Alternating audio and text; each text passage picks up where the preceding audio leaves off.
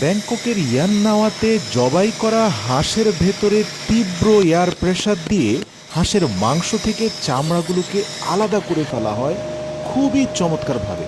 এই দৃশ্য দেখে আমি ভেবেছিলাম হয়তো তারা হাঁসের মাংসের চামড়াটা খেতে চায় না, কিন্তু একটু পরেই বুঝতে পারলাম এই বেইজিং হাঁসের মাংসের চামড়া দিয়ে তৈরি করা ডাক স্কিন গিটার, এই খাবারটা এই অঞ্চলে এত জনপ্রিয় যে মানুষজন 3 দিন আগে থেকেই রেস্টুরেন্টে সিট বুকিং দিয়ে থাকে।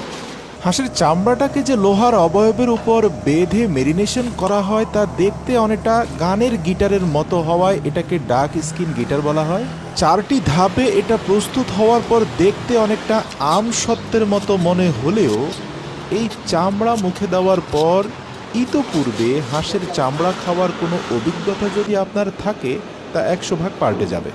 আমি গবেষণা করে দেখেছি এই চামড়ার স্বাদের পেছনের রহস্য হচ্ছে তাদের সিক্রেট মশলা এবং মেরিনেশন।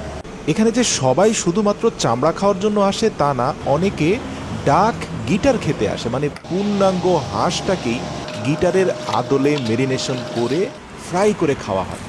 এবং এই দুটি খাবারই অত্যন্ত দক্ষতার সাথে প্রস্তুত করে থাকেন এখানকার দক্ষ কর্মকর্তারা। ডাক গিটার প্রস্তুতের জন্য জবেহ করা হাঁসের ভেতর থেকে মেরুদণ্ড সহ শক্তপোক্ত হাড়গুলোকে আলাদা করে ফেলা হয় যেন এটাকে গিটারের আদলে তৈরি করা লোহার অবয়বের মধ্যে খুব পারফেক্টলি প্লেস করা যায়।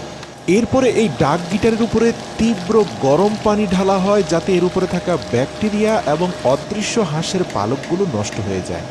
গরম পানি ঢেলে মশলা যুক্ত করলে মেরিনেশনটা একদম পারফেক্ট হয়।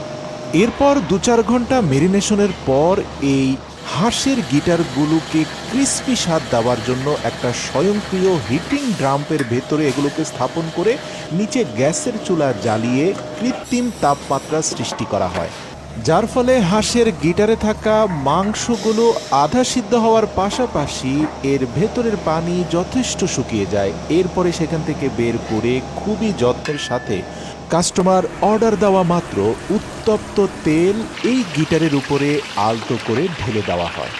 উত্তপ্ত তেলে হাঁসের গিটারটা ছেড়ে না দিয়ে বরং হাঁসের গিটারের উপরে উত্তপ্ত তেল ঢালার মূল উদ্দেশ্য হচ্ছে যাতে খাবারটা পুড়ে গিয়ে এর গুণাগুণ নষ্ট না হয়ে যায়।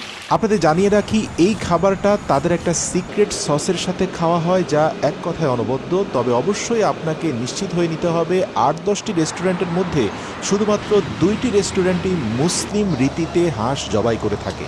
তবে হ্যাঁ, ভিডিওর শুরুতে যেমনটা বলেছিলাম এই রেস্টুরেন্টে পূর্ণাঙ্গ ডাক গিটারের চেয়েও ডাক স্কিন গিটারটা সবচেয়ে জনপ্রিয় খাবার, মানে শুধুমাত্র হাঁসের চামড়ার ফ্রাইটাই সবচেয়ে জনপ্রিয়। আর হাঁসের চামড়ার গিটারগুলোতে মেরিনেশন মশলা দেওয়ার পরে ফুড পেপারের মধ্যে মুড়িয়ে সেগুলোকে 0 থেকে 3 ডিগ্রি সেলসিয়াস তাপমাত্রায় রেখে দেওয়া হয়। অতঃপর কাস্টমারের অর্ডারের উপর নির্ভর করে সেগুলোকে সাথে সাথে ডিপ ফ্রাই করা হয় এবং ফ্রাই করার সময় একটা লোহার তার দিয়ে হাঁসের স্কিনের মধ্যে ফুটো করে দেওয়া হয় যেন তেলটা খুব ভালোভাবে ঢুকে যায়। তবে এই রেস্টুরেন্টের কাস্টমাররা ডাক স্কিন গিটারের টুকরোর সাথে পেঁয়াজ পাতা, ক্ষীরা এবং চালের রুটি খেতে সবচেয়ে বেশি পছন্দ করেন।